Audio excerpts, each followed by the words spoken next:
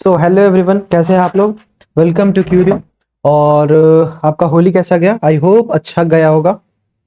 तो फिर से हम लोग बैक आ चुके हैं अपने लेक्चर में, और आज के दिन लेक्चर होने वाला हम लोग का लाइट का, जिसमें हम लोग रिफ्लेक्शन और रिफ्रैक्शन दोनों कवर करेंगे आज के लेक्चर में।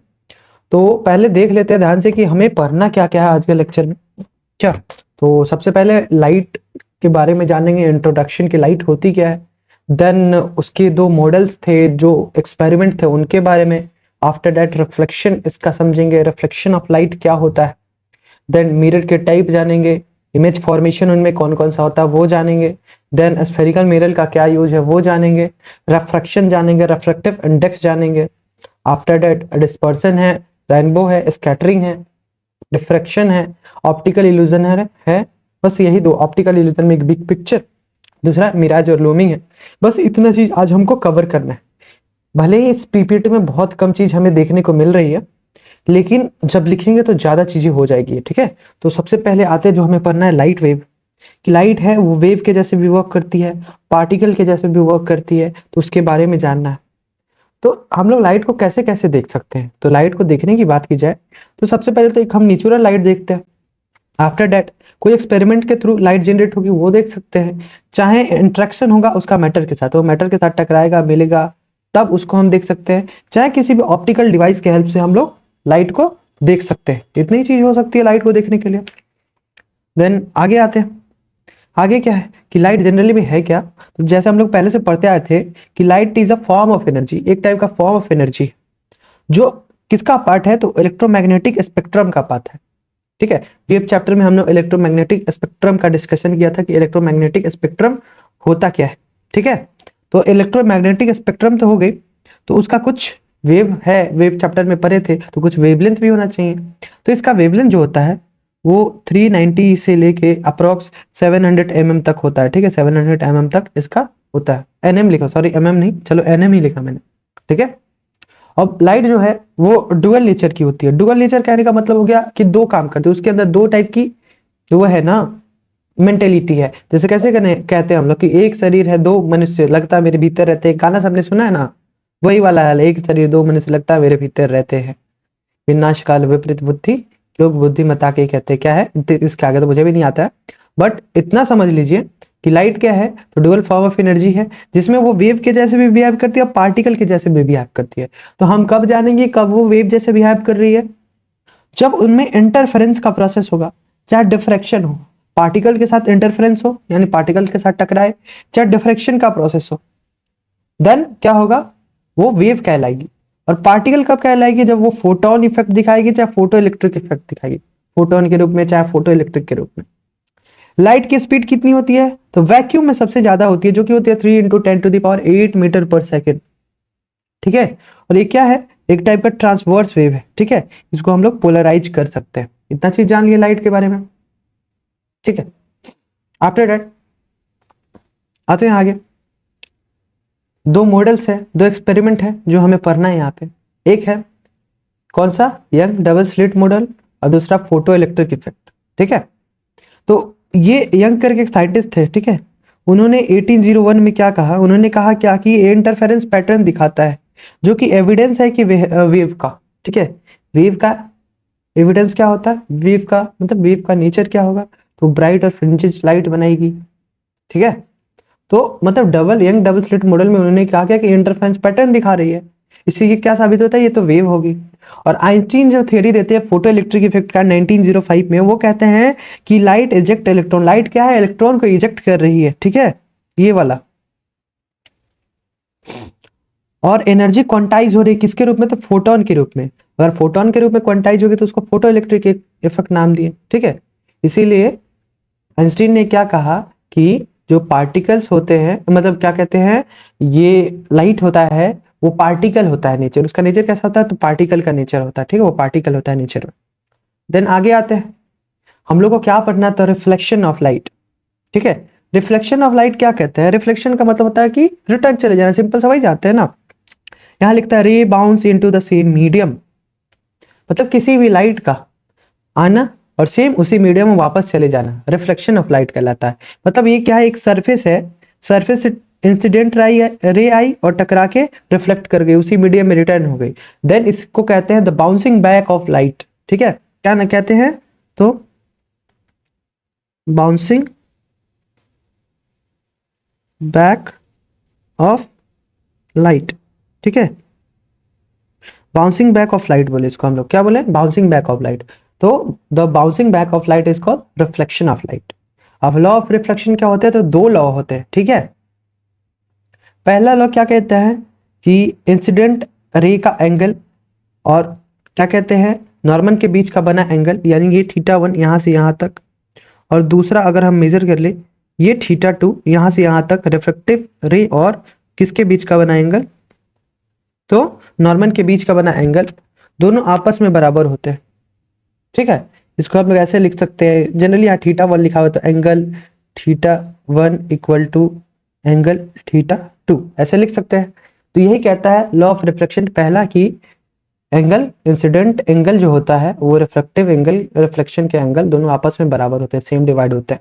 ठीक है, और दूसरा लॉ क्या कहता है, ये कहता है इंसिडेंट रे, नॉर्मल और क्या कहते हैं रिफ्लेक्टेड रे, तीनों एक ही सरफेस पे होंगे। यही कहता है, क्या कहता है, इंसिडेंट रे, रिफ्लेक्टेड रे और नॉर्मल आर कोप्लेनर। कोप्लेनर का मैंने कहने का मतलब हो गया कि एक ही सरफेस पे, एक ही प्लेन पे होगा, देख रहे हो एक ही प्लेन है उसी पे ये तीनों, तो इसीलिए हमने इसको कहा कि ये क्या होगा, तो कोप्लेनर होगा।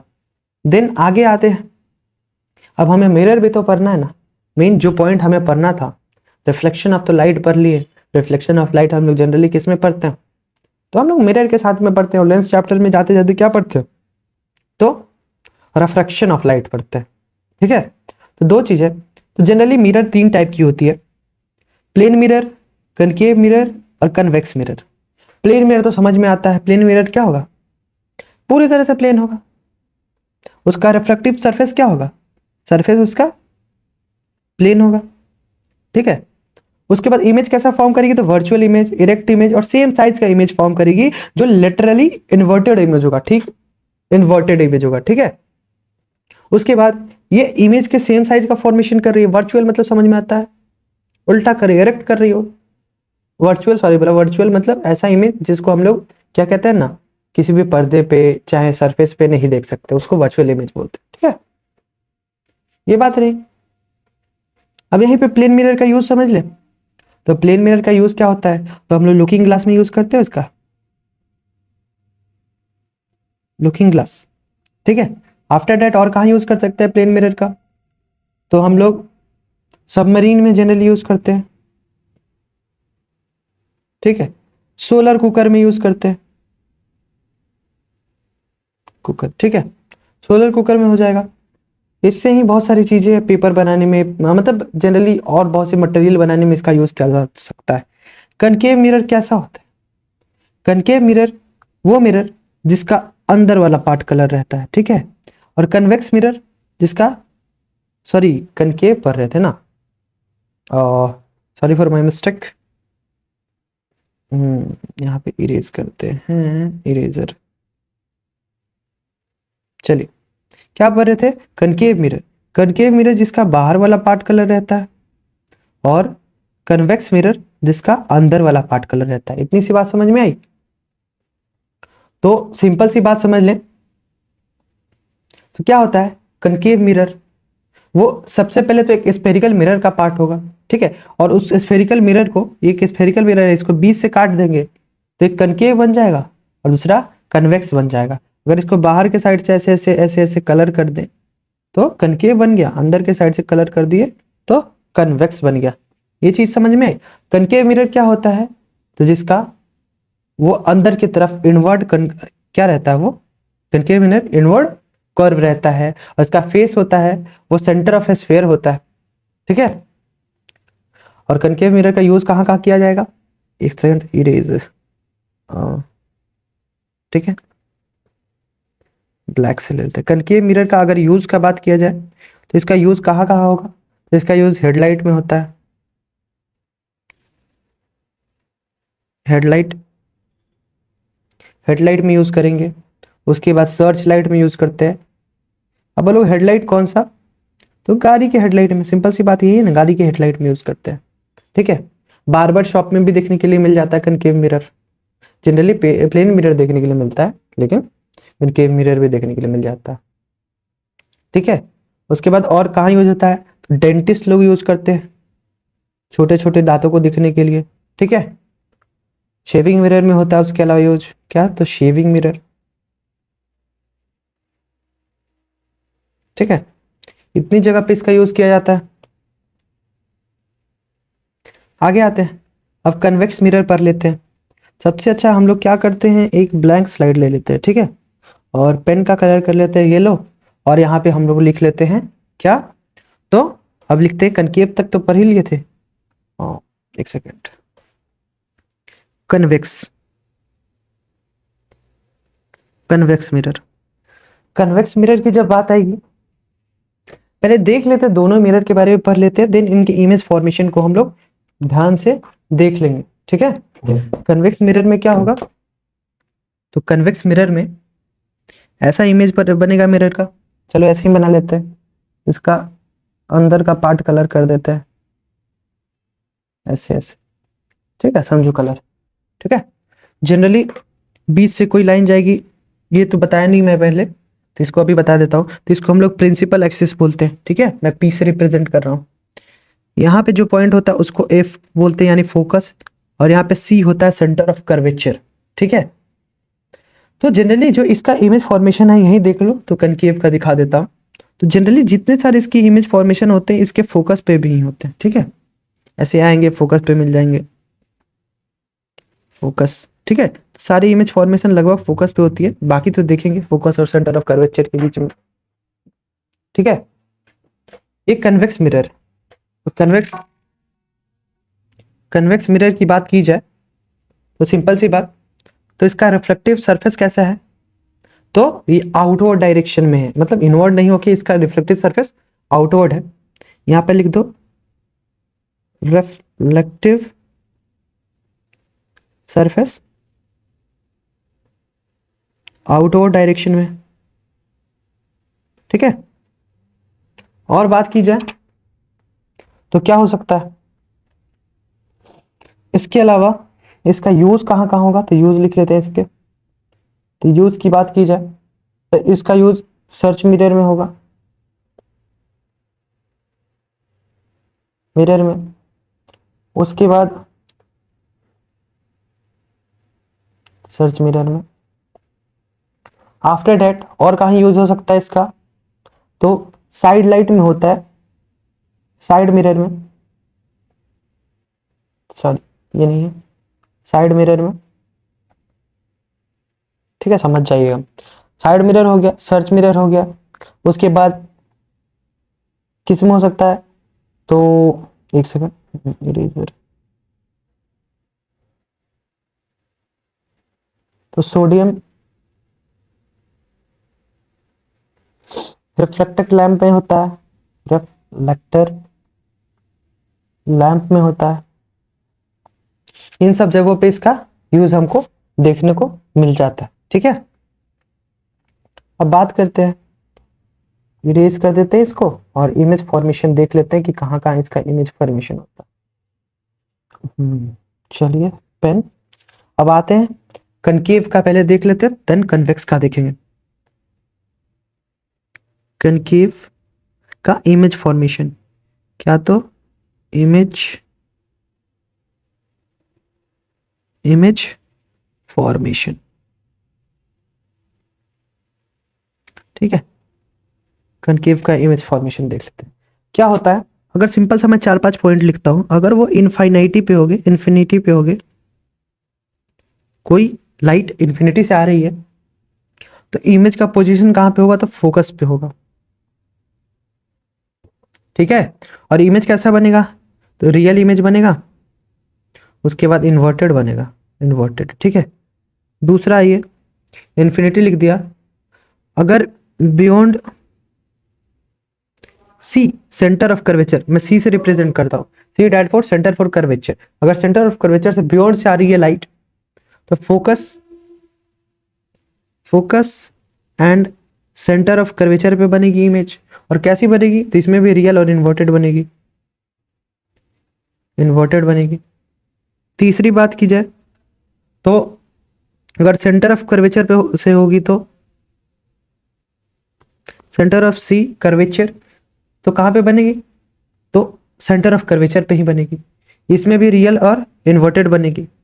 चौथा इमेज फॉर्मेशन फोकस और सेंटर ऑफ कर्वेचर से होगी तो फोकस एंड सी से सेंटर ऑफ कर्वेचर से होगी तो कहाँ बनेगी, तो यहाँ पे एक चीज देखो, जब सेंटर ऑफ कर्वेचर से बियॉन्ड थी तो फोकस और सेंटर ऑफ कर्वेचर पे बन रही थी, और फोकस और सेंटर ऑफ कर्वेचर से है तो ये कहाँ बनेगी, तो बियॉन्ड सी। ठीक है, और कैसी बनेगी, तो इसमें भी रियल और इन्वर्टेड बनेगी। अगर पांचवा ये फोकस पे हो तो कहाँ बनेगी, तो फोकस पे थी तो इन्फिनिटी पे थे तो फोकस पे बन रही थी, फोकस पे होगी तो इन्फिनिटी पे बनेगी, रियल एंड इन्वर्टेड। और छठा पॉइंट, लास्ट पॉइंट हमारा, जो ये कहता है कि अगर पोल और फोकस के बीच में हो, पोल एंड फोकस के बीच में हो तो कहाँ बनेगी, तो इमेज बिहाइंड द मिरर, यानी मिरर के पीछे बनेगी। एक सेकंड, चलो मिरर, और वह हिस्सा ही बनेगी, लेकिन इसमें कैसी बनेगी, तो वर्चुअल बनेगी और इरेक्ट बनेगी। चलिए ठीक है, आगे आते, इरेज करते। चलिए, और हमारा बात रह गया कन्वेक्स मिरर में कैसा इमेज फॉर्मेशन होता है। तो कन्वेक्स मिरर इमेज फॉर्मेशन ना,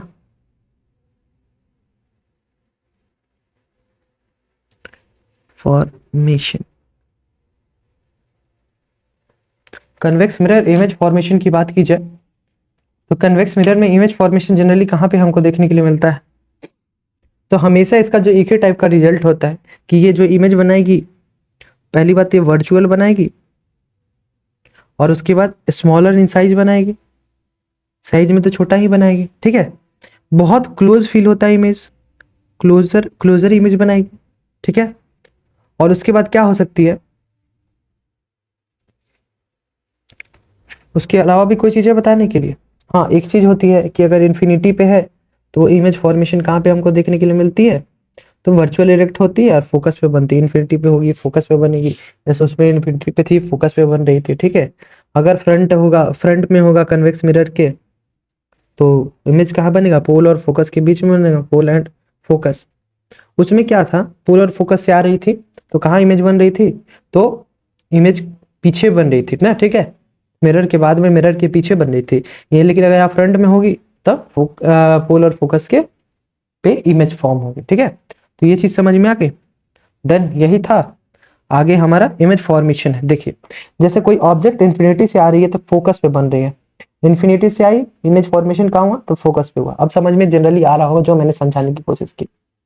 ठीक है, अगर बियॉन्ड सी है, कहा बियॉन्ड सेंटर ऑफ कर्वेचर है, तो कहां बन रही है इमेज, तो इमेज हमारी बन रही है फोकस और सेंटर ऑफ कर्वेचर के बीच में, सेंटर ऑफ कर्वेचर और फोकस के बीच में। देखिए यहाँ पे इमेज फॉर्म हो रही है। ठीक है, तीसरी कंडीशन यहां कहता है कि कहां होगा, अगर सेंटर ऑफ कर्वेचर और फोकस के बीच में हो। ठीक है, तब कहां बनेगी, सेंटर ऑफ कर्वेचर और फोकस के बीच में हो तब इमेज फॉर्मेशन कहां होगी, तो सेंटर ऑफ कर्वेचर पे इमेज फॉर्म होगी। यहाँ पे देखिए सेंटर ऑफ कर्वेचर पे तीन चार चीज देखने के लिए मैं, सेंटर ऑफ कर्वेचर और फोकस के बीच। चलिए, एफ पे होगी तो इनफाइनाइटी पे बनेगी, फोकस पे होगी, फोकस से लाइट जाएगी तो इनफाइनाइटी पे बनेगी। ये सारे इमेज है। बस ये स्फेरिकल मिरर का यहाँ यूज दिया हुआ है कि कनकेव का यूज सेविंग मिरर में, डेंटिस्ट के मिरर में, हेडलाइट रिफ्लेक्टर में, सोलर कंसंट्रेटर वही सोलर सोलर कुकर में, कन्वेक्स का यूज व्हीकल के रियर व्यू मिरर में, सिक्योरिटी कैमरास में, ये सब जगह यूज होता है। उसके बाद कहता है कि focal length of the curvature determine image size and the position. Image का साइज और पोजीशन किस पर डिपेंड करता है, तो उसके फोकल लेंथ पर डिपेंड करता है। ठीक है, बाकी चीज आगे देखते हैं।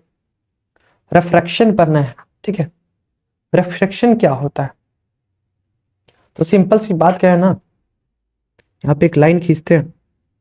देखो ये लाइट आ रही है, ठीक है, यहाँ से लाइट आई और पेन का कलर चेंज करने दो, और यहाँ से ये ऐसे नहीं जाके ऐसे नहीं जाके ये ऐसे चली गई, नहीं तो ऐसे चली गई। ठीक है, दो कंडीशन देखने के लिए मिलता है। वही क्या होता है, तो यहाँ पे हमको पता चला कि लाइट क्या हो रही है, बेंड होने का काम कर रही है। अगर ये देखो लाइट इधर बेंड हो रही है, नहीं तो इधर बेंड हो जा रही है, लेकिन उसको जाना कैसे चाहिए था, तो उसको पूरा सीधा स्ट्रेट ऐसे जाना चाहिए था। ठीक है, तो वही कहते हैं, अगर सिंपल सी बात बोले तो वहां पे हम लोग क्या पढ़ रहे थे कि बाउंसिंग बैक ऑफ लाइट, और यहाँ पे हम लोग पढ़ेंगे रिफ्रैक्शन क्या होता है, bending of light, bending of light. कि लाइट अगर बेंड कर जाती है एक मीडियम से दूसरे मीडियम में, उसी को हम लोग रिफ्रैक्शन कहते हैं। ठीक है, वही कहता है कि रिफ्रैक्शन में डेफिनेशन में क्या कहता है कि light changes speed and the direction when entering new medium.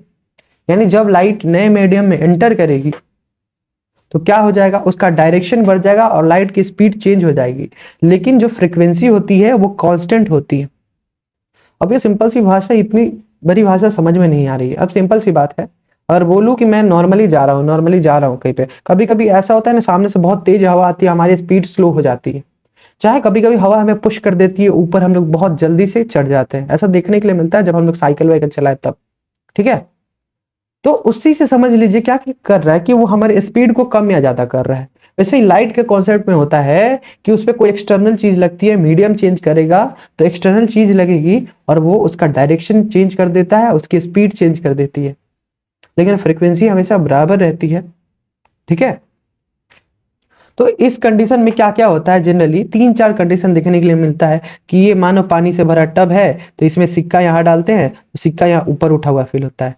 चाहे ये पानी, अंदर पानी डाल लो, ठीक है, पानी डाल लो ऐसे करके, पूरा पानी भर गया। ठीक है, एक यहाँ पे पेंसिल डालो तो पेंसिल जनरली ऐसा स्ट्रेट ना होके इधर थोड़ी मुड़ी हुई फील होती है। ठीक है, टेढ़ी फील होती है पेंसिल। तो ये सब एग्जाम्पल है किसका, तो बेंडिंग ऑफ लाइट का, रिफ्रैक्शन का। ठीक है, ये चार पांच चीजें। अब दो चीज और हमें पढ़ना है, लॉ ऑफ रिफ्रैक्शन और इसी में एक स्नेल लॉ और रिफ्रैक्टिव इंडेक्स। ठीक है, इन दोनों चीज को डिस्कस कर ले पहले। तो सबसे पहले बात आता है, किसको डिस्कस कर ले, लॉ ऑफ रिफ्रैक्शन डिस्कस कर लेते हैं। एक ब्लैंक स्लाइड लेते हैं और लॉ ऑफ रिफ्लेक्शन लिखते हैं। Law of reflection, sorry refraction लिखना है, रिफ्रैक्शन होगा, eraser pen, refraction, law of refraction. अब क्या कहता है, एक तो लॉ ऑफ रिफ्रैक्शन के ही बराबर होता है रिफ्लेक्शन जैसे, कि तीनों क्या होंगे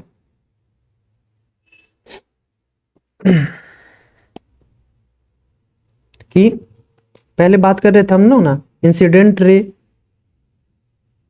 इंसिडेंट रे, रेफ्रेक्टेड रे, रेफ्रैक्टेड रे, और नॉर्मल था तो नॉर्मल ऑफ इंटरफेरेंस। इसमें सिर्फ नॉर्मल नहीं रह के नॉर्मल ऑफ इंटरफेरेंस,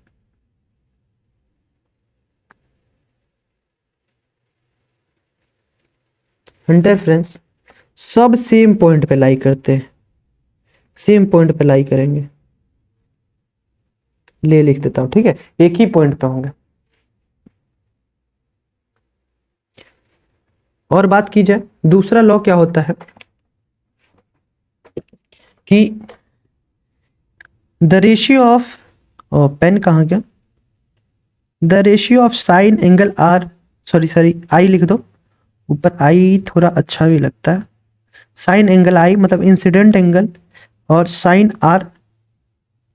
आर दोनों का रेशियो हमेशा कांस्टेंट होता है। यही दोनों लॉ है सिंपल सा, किसका, तो रिफ्रैक्शन का। ठीक है, अब हमारी एक और पॉइंट थी जिसका बात था क्या, तो रेफ्रैक्टिव इंडेक्स, रेफ्रैक्टिव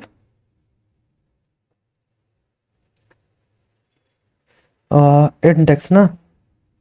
तो रेफ्रैक्टिव इंडेक्स क्या होता है, सिंपल सी बात करते हैं, ये भी एक टाइप का रेशियो होता है। किसमें, तो ये रेशियो जनरली होता क्या है कि ये वेलोसिटी का होता है, वेलोसिटी ऑफ लाइट किस किस का, तो वेलोसिटी का ऑफ लाइट कहाँ पे, ये वैक्यूम में पहले, किसमें, तो वैक्यूम में, सॉरी डब्ल्यू, हाँ वैक्यूम, और वो जो मीडियम रहेगा velocity of light in that medium, that medium, medium मतलब बात लो कि हवा में, पानी में, जहां भी है, तो इन दोनों का रेशियो ही कहलाता है हमारा रिफ्रैक्टिव इंडेक्स। ठीक है, तो आगे आ जाते हैं, यही चीज लिखा हुआ था स्नेल लॉ, क्या लिखा था, n1 में sine theta 1 equal to n sine theta 2, ratio of sine is constant for the given media, मतलब जिस मीडिया में होगा उस मीडिया में ये कांस्टेंट होगी। रिफ्रैक्टिव इंडेक्स की बात करता है c by n, c that is represent for क्या, कि वैक्यूम में कितनी स्पीड है, और v वो किसकी वेलोसिटी बताती है, किसकी, मीडियम, उस मीडियम में किसकी स्पीड है। डिस्पर्सन है, रेनबो है, स्कैटरिंग, ठीक है, ये सब चीजों को देख लेते हैं क्या क्या। तो डिस्पर्सन क्या कहलाता है, कि सिंपल सी बात समझ लो कि जब एक व्हाइट लाइट क्या करती है, एक प्रिज्म से टकराती है और 7 कलर में डिवाइड हो जाती है, उसी को हम लोग डिस्पर्सन बोलते हैं। ठीक है, और वो 7 कलर कौन कौन सी होती है, तो red, yellow, orange, green, blue, Indigo और वायलेट। ठीक है, ये 7 कलर होती है। इसका फॉर्मूला होता है, शॉर्टकट फॉर्मूला क्या, ट्रिक बोलो तो हम लोग विबग्योर, ये याद कर सकते हैं, V for violet, I for indigo, B for blue, G for green, Y for yellow, O for orange and R for red. ठीक है, अब दो चीज यहाँ पे कहता है कि वॉयलेट है वो ज्यादा बेंड होती है और रेड कम बेंड होता है। तुम खुद देख लो, वॉयलेट कलर आई और ये बहुत बेंड हो गई, इसको तो जाना चाहिए था ऐसे, लेकिन ये बेंड होके ऐसे आ गई। लेकिन रेड कलर देखो तो रेड तो इतना ही बेंड हुआ है ना, तो रेड सबसे कम बेंड होता है और क्या होता है, वायलेट ज्यादा बेंड होती है। अब रेनबो का फॉर्मेशन कैसे होता है, सिंपल सा हम लोग देखते हैं ना कि आसमान में अगर बारिश हो जाती है तो इस साइड सन है, तो सन के अपोजिट साइड में रेनबो फॉर्मेशन होता है। वही होता है, किस वजह से होता है, तो रेफ्रैक्शन के प्रोसेस की वजह से होता है। रेफ्रैक्शन के साथ डिस्पर्सन का प्रोसेस होता है। अब वहां पे प्रिज्म तो थी नहीं, तो प्रिज्म की जगह पे वहां पे वाटर के ड्रॉपलेट हो जाते हैं। ठीक है, internal reflection in droplet, droplet में इंटरनल रिफ्लेक्शन होता है, और अपोजिट साइड में सन के फॉर्म क्या हो जाता है, तो रेनबो। ठीक है, थोड़े शॉर्टेन पीरियड के लिए होता है। अब एक है स्कैटरिंग ऑफ लाइट, ये क्या होता है, तो जो आसमान ब्लू कलर का वो हमें देखने के लिए क्यों मिलता है, तो रे लाइट स्कैटरिंग जो होती है ना, वो शॉर्टर वेवलेंथ की वजह से होती है। तो हम लोग क्या होता है ना, सनसेट के टाइम में देखते हैं कि जो सन है वो पूरा लाल हो गया, उसका कारण क्या होता है कि वेवलेंथ इसका छोटा हो जाता है, और इस वजह से स्कैटर वो लाइट ज्यादा कर जाती है और लाल लाल पूरा आसमान शाम को देखने के लिए फील में होता है। तो जनरली ब्लू इसलिए फील में होता है कि ब्लू बीच वाला है, तो ब्लू दोनों काम मैनेज कर लेता है ना, इधर से भी हाथ पकड़ लेता है, उधर से भी हाथ पकड़ लेता है। स्कैटरिंग ऑफ लाइट क्या हुआ कि लाइट का टूट जाना, बिखर जाना चारों साइड में। ठीक है, that is called scattering of light. ठीक है, डिफ्रैक्शन क्या होता है, डिफ्रैक्शन पहले भी हम लोग पढ़ चुके हैं। ठीक है, यहां भी पढ़ेंगे, वहां पढ़ते थे कि वेव का चाहे साउंड का एक स्मॉल ओपनिंग से बाहर निकल के दो ऑर्डर में डिवाइड हो जाना डिफ्रैक्शन कहलाता है। वैसे ही इसमें कहेंगे डिफ्रैक्शन लाइट का एक छोटे से पॉइंट से निकल के दो बड़े पॉइंट में डिवाइड हो जाना, छोटे से होल से। ठीक है, light speed when aperture as wavelength कहता है। ठीक है, ऑब्जर्व अगर फ्रिंज में डिवाइड हो जाए, फ्रिंज बना रही है ना इतनी सारी, इसमें डिवाइड हो जाता है। ठीक है, दो टाइप में, दो ऑर्डर में, फर्स्ट ऑर्डर, एक जीरो ऑर्डर, जीरो ऑर्डर में सीधे चली जाती है। ठीक है, आगे है बिग पिक्चर, जिसको सुपीरियर मिराज है और इंफेरियर मिराज, चाहे लो में। इंफेरियर मिराज पहले देख लेते क्या होता है। जनरली कभी कभी क्या होता है, रेगिस्तान में दूर हमें कुछ दूर पे पानी दिखता है। ठीक है, पानी फील होता है, यही होता है क्या, तो हमारा इंफेरियर मिराज। ये क्यों होता है, तो रिफ्रैक्शन की वजह से होता है। ये गर्म एरिया में होता है कि टेम्परेचर बढ़ने की वजह से अपीरेंट वाटर चाहे फ्लोटिंग ऑब्जेक्ट तैरता हुआ हमें फील होता है। ठीक है, किसमें, तो इंफेरियर मिराज में। Now big picture, superior mirage क्या है, तो सुपेरियर मिराज जनरली हमें ठंडे एरिया में, ठंडे पानी में देखने के लिए मिलता है। इसमें क्या होता है कि हमें कोई भी ऑब्जेक्ट है ना, ऑब्जेक्ट के सेंस में मान लो यहाँ पे नाव की बात कर रहा हूं, ठीक है, बोट की बात कर रहा हूं, तो बोट पानी की जगह पे हमें हवा में लटका हुआ प्रतीत होता है। ठीक है, यही किस में होता है, तो सुपेरियर मिराज में होता है। कि ये लाइट के डुअल नेचर को एक्सप्लेन करता है, इंटरफेरेंस को और पार्टिकल इफेक्ट को। इंटरेक्शन किस किस वजह से होता है? तो रिफ्रैक्शन, रेयरफेक्शन, अब्जॉर्प्शन, स्कैटरिंग। अपरिन होता है ऑब्स्टिकल डिवाइस का नेचर का फेनोमेना। बस वही बात है, ये इसका कोई मतलब नहीं, आप इतना समझ लो कि क्या करता है कि अगर कोई ऑब्जेक्ट नीचे ना, वो हवा में लटका हुआ फील होता है, ठंडे एरिया में जनरली देखने के लिए मिलता है। क्यों? तो लाइट के डुअल नेचर की वजह से हमें देखने के लिए मिलता है। ठीक है, यही था डिस्पर्सन ऑफ लाइट।